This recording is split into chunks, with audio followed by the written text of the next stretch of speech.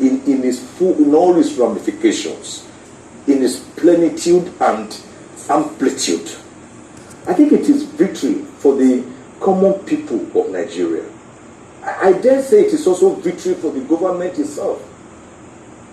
Because when you have done something wrong, and there is an institution of government that can also call you to order, one of the three arms of government, which is the judiciary today, under Section 6 of the Constitution, calling the executive to order, under Section 5 of the Constitution, going by the tripartite doctrine of separation of powers, ably propounded by Baron de Montesquieu, the great French philosopher, in 1748.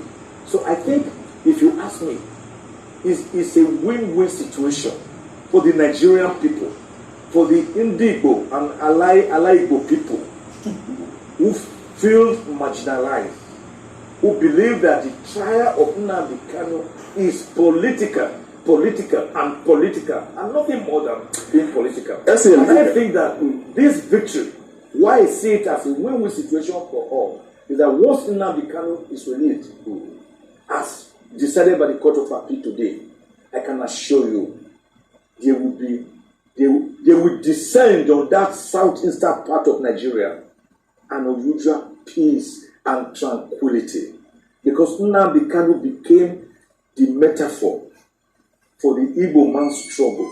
That is why even from his Gulag detentions with DSS, any day his case comes up, the entire southeast is locked down. Without him uttering a word. The average Igbo man is very independent and Republican. He will not follow a course that he does not believe in.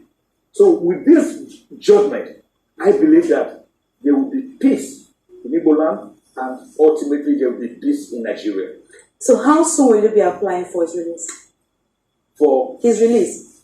We have applied for the judgment. It will be ready by tomorrow. Because once we get it, we serve GSS. Nnamdi Kanu goes.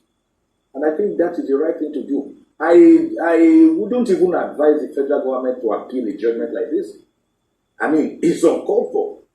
There's no need for a government to look more like a persecutor rather than a prosecutor.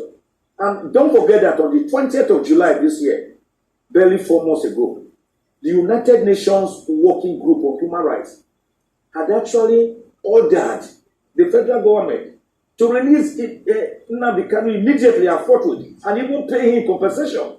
Because as they discovered, his forcible abduction from Kenya, kidnap, torture, and blindfolding, and then extraordinary rendition to Nigeria was illegal, went against the fundamental rights of Nnamdi Kanu, and went against all known international instruments ordering on extradition of fugitives, and that Nnamdi Kanu was not properly renditioned back to Nigeria. That is what the Court of Appeal decided today. We may likely see, a long-drawn legal battle in this case. That's if the federal government decides to appeal the appeal court judgment at the Supreme Court.